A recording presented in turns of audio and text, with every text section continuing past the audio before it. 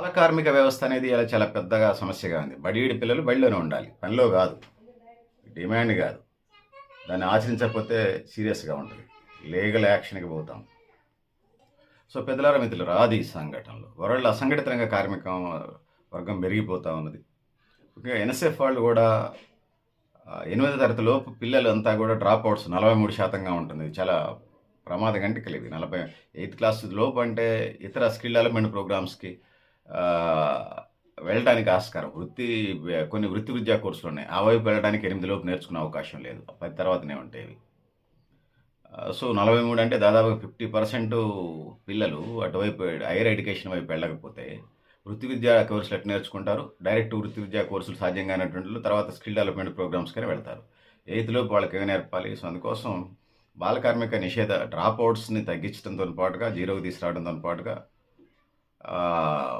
బాల కార్మిక వ్యవస్థ నిషేధించే చట్టాలు బలోపేతం చేయాలి. యాక్టివ్‌గా లేవు. వరకట్న చట్టాలైన వచ్చినాయి. బాల్యాన్ని లేకుండా చేస్తున్నటువంటి వ్యవస్థని చిదిమేయాల్సిన అవసరం ఉంది. బాల్యాన్ని చిదిమేస్తున్నటువంటి వ్యవస్థల్ని తొవి బొందబెట్టాల్సిన అవసరం ఉంది. న్యూ ఎడ్యుకేషన్ పాలసీ అమలు కావట్లేదు.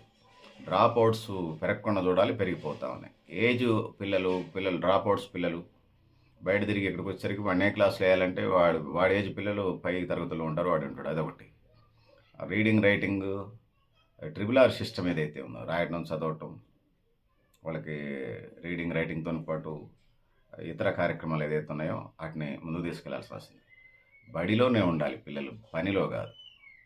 సో, మరి బడిలో కాకుండా పనిలో ఎందుకు ఉంటున్నారంటే పేరెంట్స్కి అవగాహన లేకపోవటం, వాళ్ళ పేదరికం, సామాజికంగా వెనకబడి ఉండటం, పిల్లలకి సిలబస్ కూడా చాలా ప్రధానమైనది. కష్టమైనటువంటి సిలబస్ అయితే వాళ్ళు దాన్ని అమలు చేయడం చాలా కష్టంగా ఉంటుంది. ఆ ఇబ్బందులు ఉన్నాయి. సో, దీన్ని 3 అంచెలనే బహుముఖంగానే దీన్ని ఎదుర్కోవాలి. 3 విధానాలు చేద్దాం. బాల కార్మిక చట్టాలు పకడ్బందీగా అమలు చేయటం, బాలల అభివృద్ధి ప్రణాళికలు సిద్ధం చేసి దాన్ని అమలు చేయటం. సో, ఏదైతే ఉందో